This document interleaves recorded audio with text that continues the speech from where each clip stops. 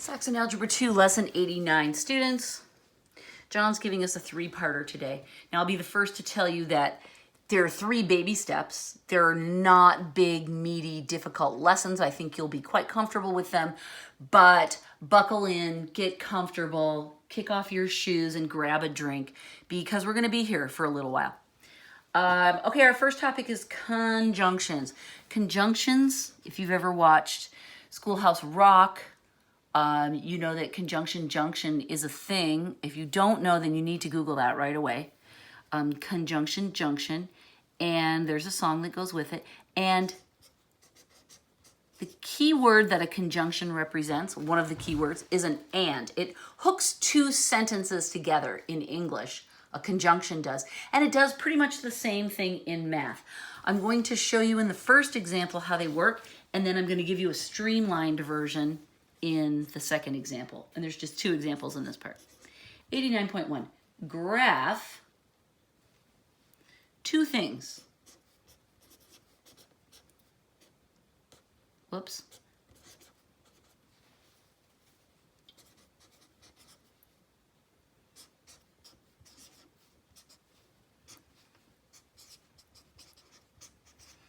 There's our domain. I'm substituting it as it's integers. Here are 2 inequalities that we are supposed to graph on the same number line, right? That seems a little weird, doesn't it? But let's just do it. It's no big deal. We can see that we've got some algebra to clean up on both sides. So over here, let's start by adding 3 to get the numbers collected. Minus x is less than or equal to 1, right? And then we have to, let's think of it, we can multiply or divide, but we have to get rid of that minus sign. So I'm going to multiply both sides by -1.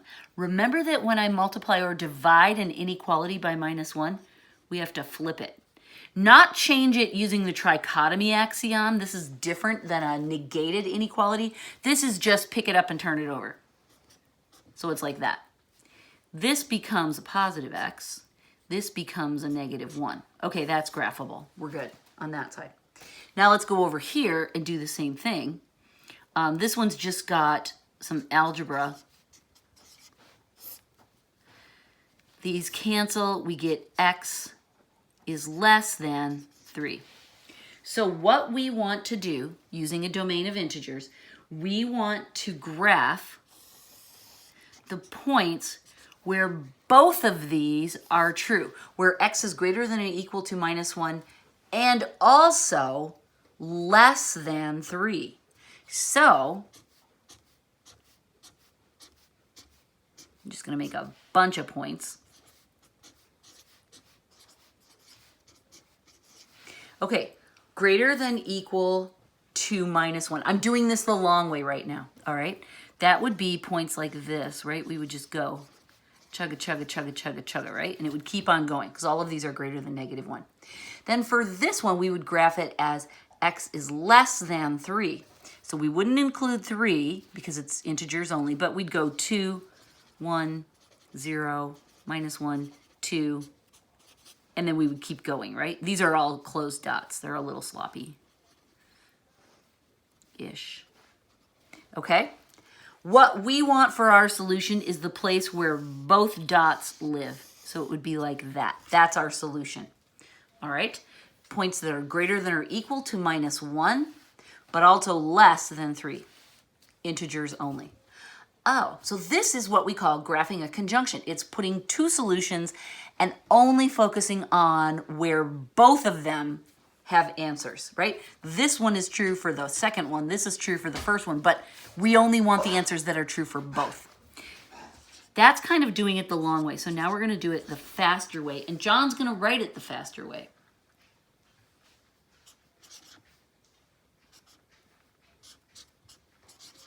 Grace went out to the kitchen to see what she could get into. This time the domain equals the reals. I'm just putting an R in there. Okay, look at this. This time we have a 3-part inequality. There's 2 inequalities put together.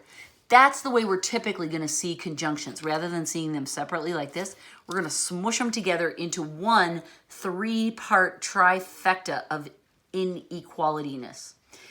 Now, we look at where the variable is, and we can see there's drama. That is attached to it. We can do algebra on a 3-part inequality. We just have to do it to all 3 parts. So in this case, we want to add 2, right, to make that go away. We just have to do it to every part the same. All right, that's gone. 0 is less than x is less than or equal to 6. Okay, now it's much easier to graph. We don't really have to do the 2 equations here. We just kind of think about everything all at once. 2, 1, 0, 1, 2, 3, 4, 5, 6, 7.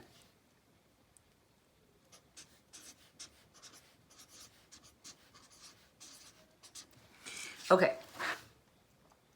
I just added one more to each side. That's what I decided to do. Again, there's no magic rule on how your graphs need to look. You need to make sure that you outline enough of it to get your solution in, and a little bit more. It's no big deal. All right, with the reals, we're not using polka dots, we're using arrows, right? Integers,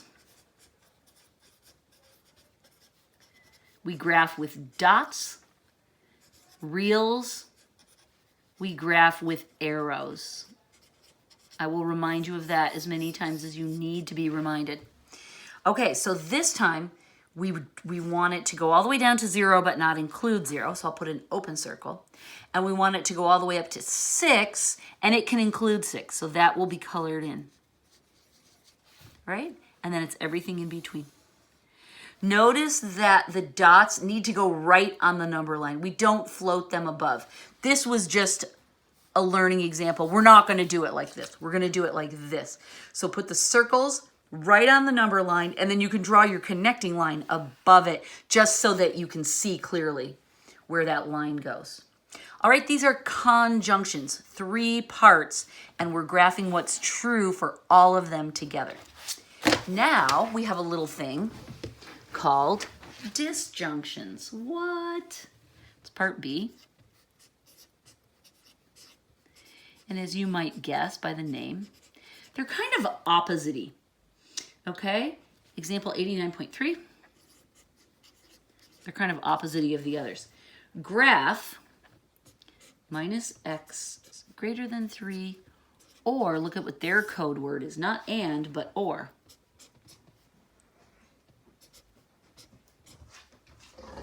And in these cases, this one, domain equals the reals. Okay, so this is arrows rather than dots. Okay. Oh, I drew the line before I fixed them. These are both going to, this is going to need the minus sign to go away. That's going to need the minus sign to go away. So let's just do that. That flips this guy. So we have positive x is less than minus 3. That's what I want to graph. And then we'll do the same thing here, right? Minus 1. So we'll get positive x, flip it, is greater than positive 1. Okay? So notice what's happening in this one. These are the reals. So I'm going to put minus 3 and I'm going to put 1. Those are 2 critical numbers, right? We want to include all the values for x that are less than or equal to minus 3. And also greater than positive 1. That is our solution. This one, with the conjunctions, we were meeting in the middle. With the disjunctions, we're going in opposite directions out. That is a pattern, right? So conjunctions tend to be a solution like this. And disjunctions tends to be like that. Okay? That isn't necessarily going to help you because when you look at one, you don't necessarily know. John doesn't always announce if it's a conjunction or a disjunction. But it's good to know that those are the 2 patterns, right? Example 89.4. Graph, and now he gives us a lot more algebra drama to play with. But he tells us or, and that's a good clue too. This means and And this word is or. And that shows up in the problem. Okay, and our domain equals the integers. So dots, right? If you want to, you can just write that as soon as you copy down the domain. And I do recommend you copy down the domain so you don't forget. It's really easy to forget. Right next to it, dots or arrows, so that you have it clear in your mind. Now, the problem with both of these is algebra, right? We have to clean this up. So we have to add 2. Remember that adding or subtracting numbers doesn't change the inequality. It's only when we multiply or divide by negatives that we have drama. Minus x is greater than or equal to 2. And this time, just for fun, let's try dividing by -1. I think it's faster to just show it as division, but either way, it flips this little doggy, and we get positive x, and we get -2. Okay, fair. And this time we're going to subtract 3.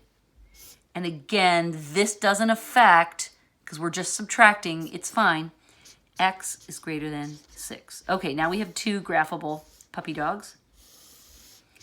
Integers always require more numbers. All right, so we need to go greater than 6. So we'll call this 6, and then we'll go 7, 8, 9. And we know we need polka dots on all of those, right? That's greater than 6. Then we have to go all the way down to -2. So 5, 4, 3, 2, 1, -1, -2, -3. We'll do one more, -4. Okay, I'm going to put all these numbers on.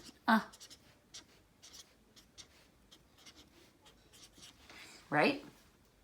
And now I want to do -2 inclusive. So I'm going to put a dot there, and then at -3 as well. Did I do it right? Yes. John put, oh, I see what I did wrong. This should be 3. 6 minus 3 is 6. You're welcome. I'm your teacher. So now we can go all the way back here and go, it's got to be x is greater than 3. So 4, 5, 6 as well. Does that look better? I think that looks much better. Were you going crazy when I said 6 minus 3 is 6? I hope you were. You were probably throwing Rotten Tomatoes at the whatever screen you're watching me on. Boo, hiss, wrong. Okay, right? Does this make sense? I like that I always get the hard part right, but it's the 6 minus 3. Man, that just threw me for a loop, you guys. You know what happened before I started teaching this tonight? It's Sunday night for me. It's around midnight, I think, 12:30. I watched a couple ASMR videos from my favorite ASMR YouTubers, so I got all like soft in the brain. All right, those are our 2 graphing topics, A and B, for this lesson. Now we are going to switch gears and talk about geometry. Come with me. It'll be fun. I promise. I don't even want to tell you the name of it because the name of it sounds really, really super hard. And I'm just going to call it Fun Geometry Topic.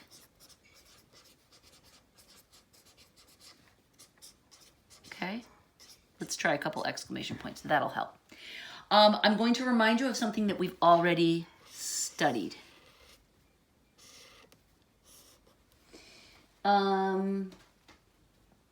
We've done this thing where if you want to find the value of these 2 x angles,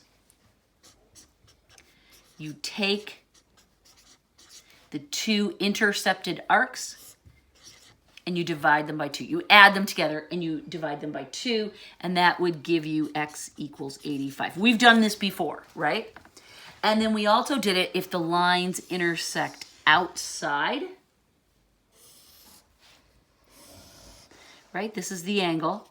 This arc, let's say it's 90 degrees. And this arc, let's say it's 170. This you use subtraction to find, right? You do 170 minus 90, and again, divided by 2. So that would be, let's see, that would be 80 degrees divided by 2, so x would equal 40 degrees, right? Okay, we already know how to do this. We've already covered this. We're not covering it again. What I'm doing here is pointing out that this is about angles and intercepted arcs, right? That's what we were talking about here. We were measuring angles using the lengths of these intercepted arcs. That's what these things I'm coloring in right now are. We call those intercepted arcs. Okay? The diagrams I'm going to show you now look kind of similar to these, but they don't include angles and intercepted arcs. So we're drawing a line and cutting that off. This is going to be about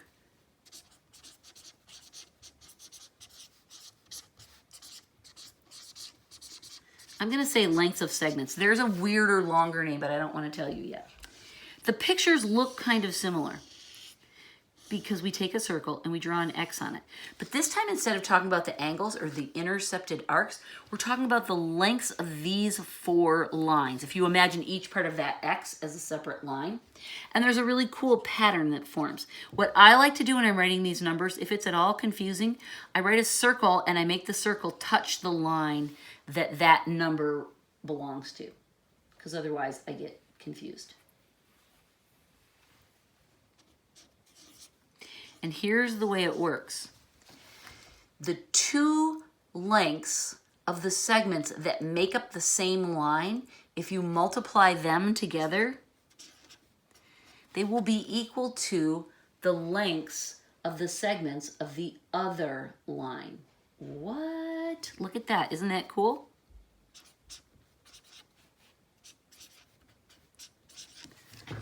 Okay. Multiply those 2 together, multiply those 2 together, and they'll be equal to each other. This obviously is John setting us up for a little algebra problem, right? Where he'll give us 3 of the 4 and make us solve for what's missing. Okay. And that's exactly what he does in the next little drawing that he creates for us. He makes another little plus sign. It's an X, not a plus sign. This is 3. This is 5. This is X. And this is 7. Okay, so this time we can set it up and solve it, because 3 times 7, right, because they're on the same line, equals 5x, because they're together, see? Sometimes the numbers don't necessarily look like they line up, but you have to look at the lines that they're describing. Okay, and so this tells us that we can easily, this would be 21, right? So if I divide both sides by 21,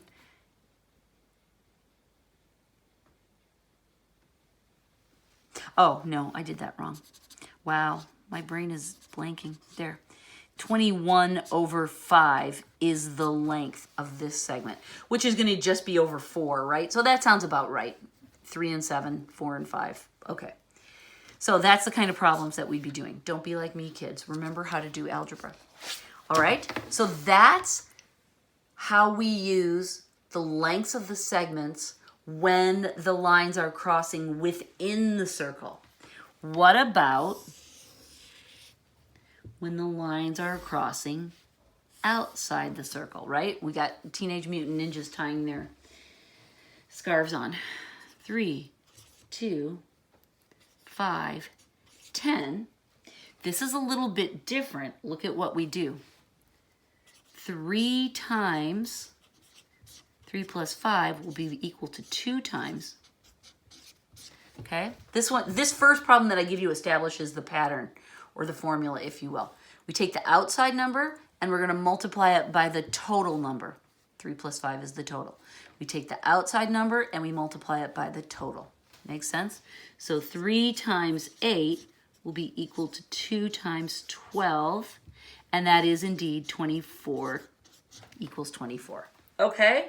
So this one we have to add and then multiply.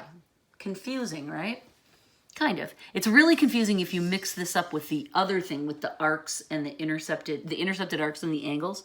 It's really important that we keep these straight in our little brains. Well, not little, big brains. Okay, let me draw the next one. Another Teenage Mutant Ninja Turtle getting ready to tie. He hasn't tied this yet, right? It's still, he's folding it. Can't you just see his little arms reaching back? Oops, no, that's 4 times x and 3 times 5, okay? So this looks weird. It's 4 times the total, 4 plus x, equals 3 times the total, 3 plus 5. So I'm going to distribute 16 plus 4x equals, we can add this together, that's 8, 24, right? And then you can subtract 16 from both sides. 4x equals 8.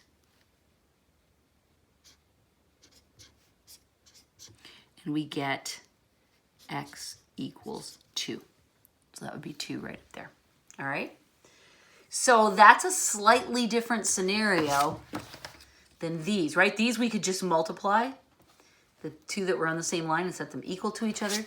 Here we have to multiply the outside by the total. Okay? And now there's one more scenario. This scenario is when we have these are secants. We call these secants because the line goes outside the circle. These we call chords because the lines are only within the circle. And here we're going to do a secant plus a tangent. What? Ready? It's going to be exciting. There's the secant. Now tangents are hard to draw because you have to be super precise. Right? John sometimes just stops it right there. But this is just touching at one point. It's not technically going through the circle. So what do we do about that? Are you ready? It's so fun. 4x 8. Here's how we solve this. It's 4 times 4 plus x. Whoops. Just like we did here, right? The outside times the total equals, did I just blow your mind? We square the tangent. What in the world? Isn't that weird?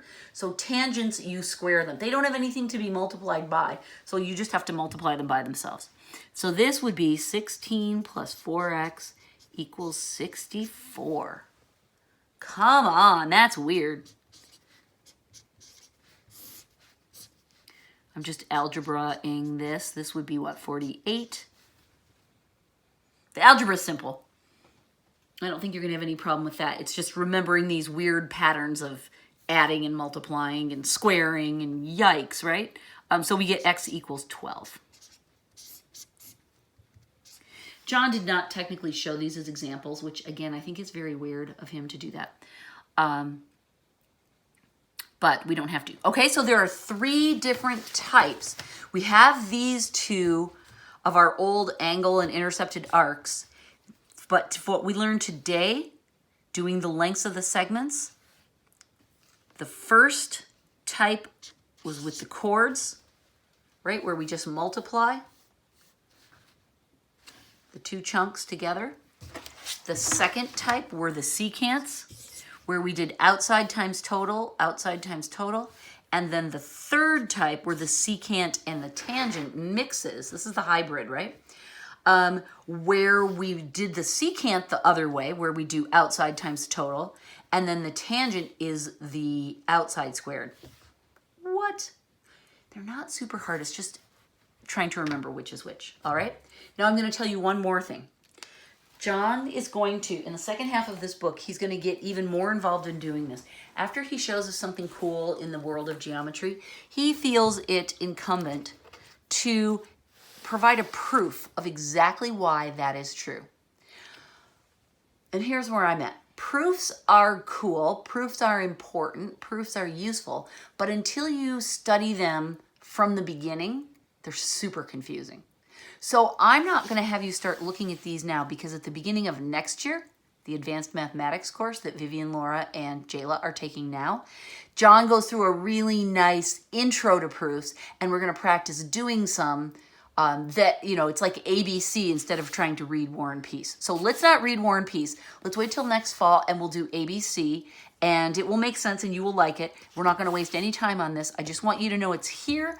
I want you to know why we're skipping it, and I want to tell you that if you wake up in the middle of the night screaming because you don't understand why we square the tangent and multiply the secant times the total, you can look at this and John will explain it all to you. All right? It's right here.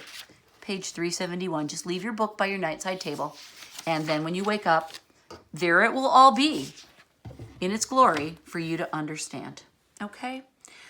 Otherwise, you can just do, look, there's a conjunction because it says and there's a, oh, this is a conjunction too because it's all in one big piece.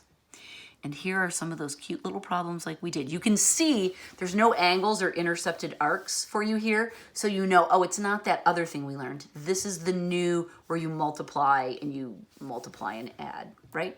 Okay, good. I'm going to be done talking now. So long. Farewell from the Von Trapps.